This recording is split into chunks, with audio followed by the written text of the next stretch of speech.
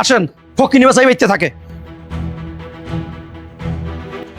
ছোট লোকের বাচ্চা, ফকিনি বাচ্চা বাইরা দেখ, তোর বাপের লয়েছি, তোর কত বড় সাহস আমার মায়ের বাগাই না তুই বিয়া করস। স্যার, এই ফকিনির বাচ্চারা থানায় নেয়া এমন বাটাম দিবেন আমাবস্যা পূর্ণিমায় যেন ওর ব্যথা উঠে, বুঝছেন? এই ফকিনির বাচ্চা ভাইরাস তাকে লিগা। স্যার, এই যে ফকিনির বাচ্চা, এই ফকিনির বাচ্চা আমার মায়ের বাগানে বিয়া করছে, ধরেন ওরে ধরেন। ও আচ্ছা, তুই তাহলে শিকদার সাহেবের মায়ের ভাগাই নিয়ে এখানে বিয়ে করে সংসার করতেছস? চল, তোরে আজকে থানা নিয়ে যাবো। থানা নিয়ে তোর এমন পাঠান দিমু তুই তো বাপের নাম ভুলে যাবি। চল ফকিনের বাচ্চা, থানায় চল। দাঁড়ান অফিসার, আমার স্বামীকে ছাইড়া দেন, না হলে এই চলাটা বাইরে আপনার ঠ্যাং আমি ভেঙে ফেলবো।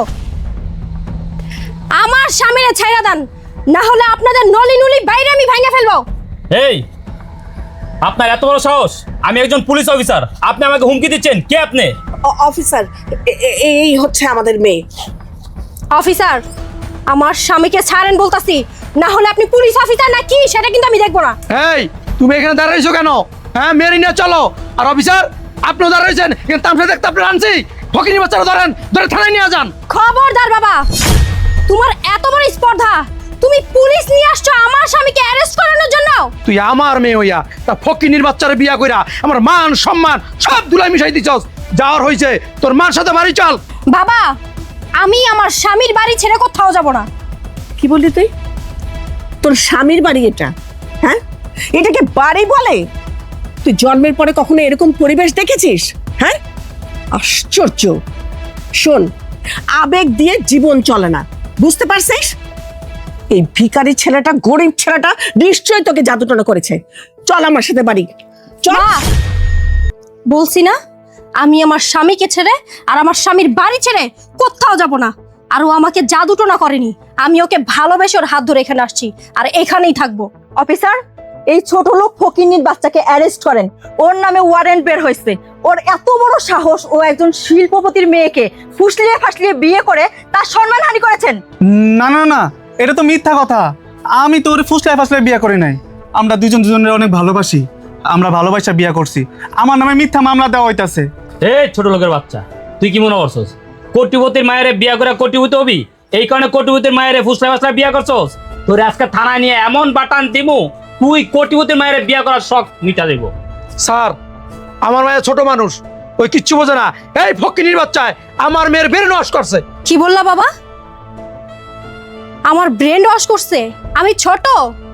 শুনেন উকিল ম্যাডাম, আমি ছোট না, আমি একজন শিক্ষিতা ম্যাচুইড মেয়ে।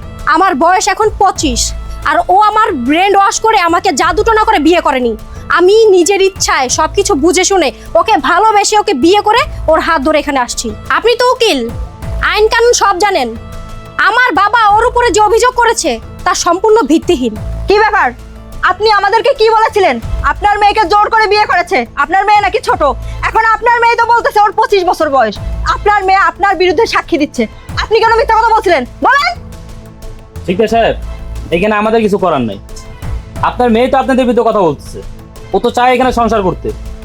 তাছাড়া আপনার মেয়ে ম্যাচিউর, প্রাপ্তবয়স্ক, আমরা চাইলে তো ওর বিরুদ্ধে অ্যাকশন নিতে পারি না। স্যার, আমার মেয়ে যাই বলুক, আপনাকে নিয়ে এসেছি কেন? হ্যাঁ, আমি একজন শিল্পপতি, আমার মেয়েকে ফকিনি বাচ্চা বিয়ে করবো এটা মাইনে নিতে পারি? আপনি গ্রেফতার করেন, নিয়ে যান থানায়। মা, তুমি বাবাকে নিয়ে এখন এই মুহূর্তে আমার বাসা থেকে চলে যাও, আর কোনো দিন আমার বাড়িতে তোমরা আসবা না।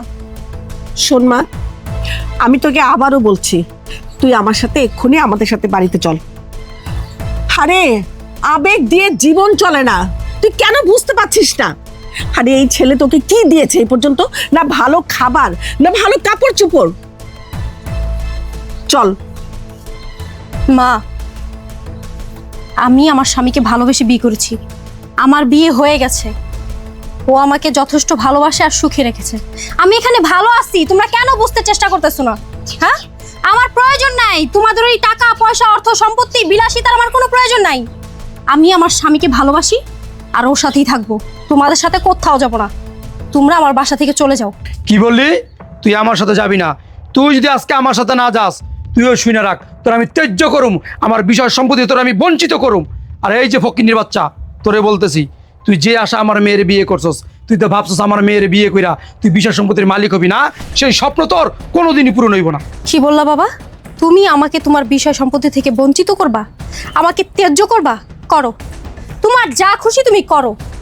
আমিও আজকের পর থেকে তোমাকে বাবা বলে পরিচয় দিব না। যে বাবা কিনা মেয়ের সুখ সহ্য করতে পারে না, মেয়ের ভালো থাকা সহ্য করতে পারে না, মেয়ের ভালোবাসাকে মেনে নিতে পারে না, এরকম বাবার আমারও কোনো প্রয়োজন নেই। আপনি বারবার করে আমারে কইতাছেন আমি ভিখারি, আমি গরিব, আমি ছোট লোক। আমি ভিখারি, গরিব, ছোট লোক। আপনি আমারে কইতাছেন আমি নাকি আপনার সম্পত্তির লোভে আপনার মায়ের বিয়ে করছি। বিশ্বাস করেন, আমি আপনার সম্পত্তির লোভে আপনার মায়ের বিয়ে করি নাই। আপনার মায়ের আমি অনেক ভালোবাসি, পরে আমি ভালোবাসা শখ করে বিয়ে করছি। আপনি আমার ভুল বুঝবেন না, আপনার সম্পত্তির উপরে আমার কোনো লোভ নাই। বেস্ট অফ লাক, আপনারা ভালো থাকবেন। আসলে আমরা বুঝতে পারি নাই যে আপনারা প্রাপ্তবয়স্ক। উনি আমাদেরকে বলেছেন যে ওনার মেয়ে ছোট, অপ্রাপ্তবয়স্ক, আপনারা কি ফুসলি বাচ্চা তাকে বিয়ে করছে। শুধু শুধু আপনাদেরকে আমরা হয়রানি করলাম ওনার মিথ্যা কথা শুনে। ঠিক আছে, আপনারা ভালো থাকবেন। উকিল সাহেব চলুন। আচ্ছা চলো।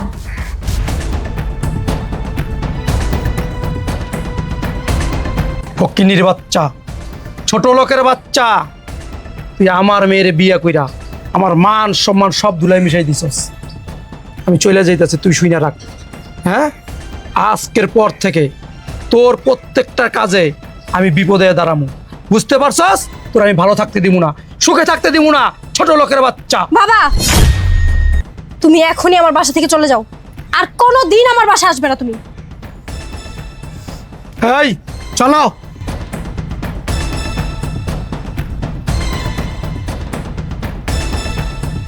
তুমি হাত মুখ ধুয়ে নাও, আমি তোমাকে খাবার দিচ্ছি।